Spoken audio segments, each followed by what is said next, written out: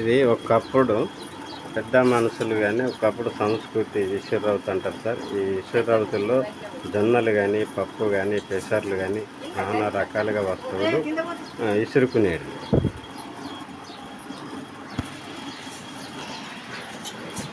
ఇది పూర్తిగా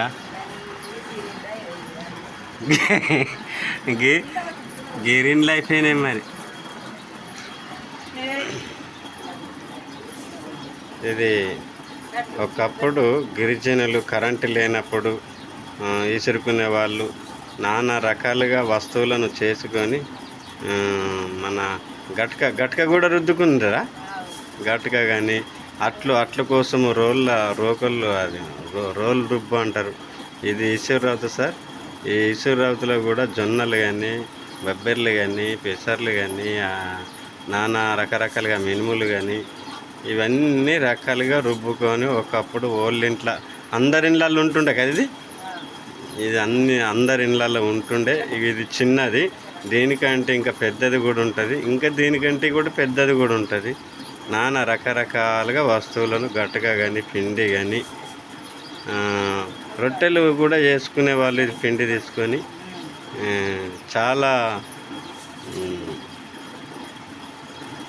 ఇప్పుడు అన్నీ రకరకాలుగా కరెంటు అవన్నీ వచ్చినాయి సార్.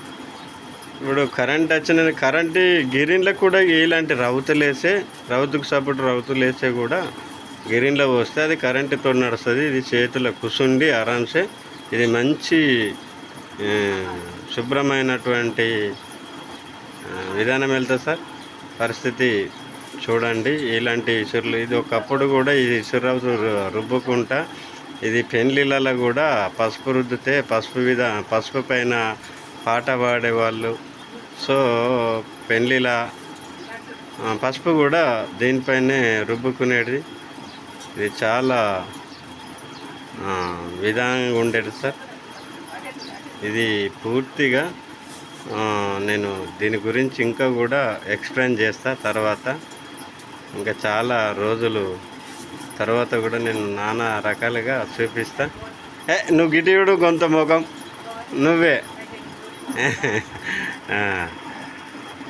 చూడండి సార్. ఇదంతా చిత్రమైనటువంటి విషయం. ఇప్పుడు చాలా గిరిజన గ్రామాలలో ఇంకా ఉన్నాయి, కానీ ఇక్కడిక్కడ సిటీ లెవెల్లో కూడా లేవు.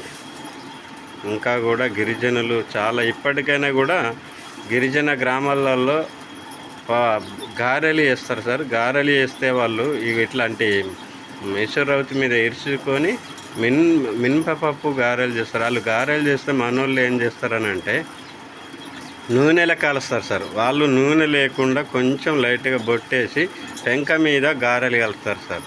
ఇది సూపర్. నేను ఇంకా పూర్తిగా గిరిజన సంస్కృతి కూడా పూర్తిగా చూపిస్తా కూడా సార్.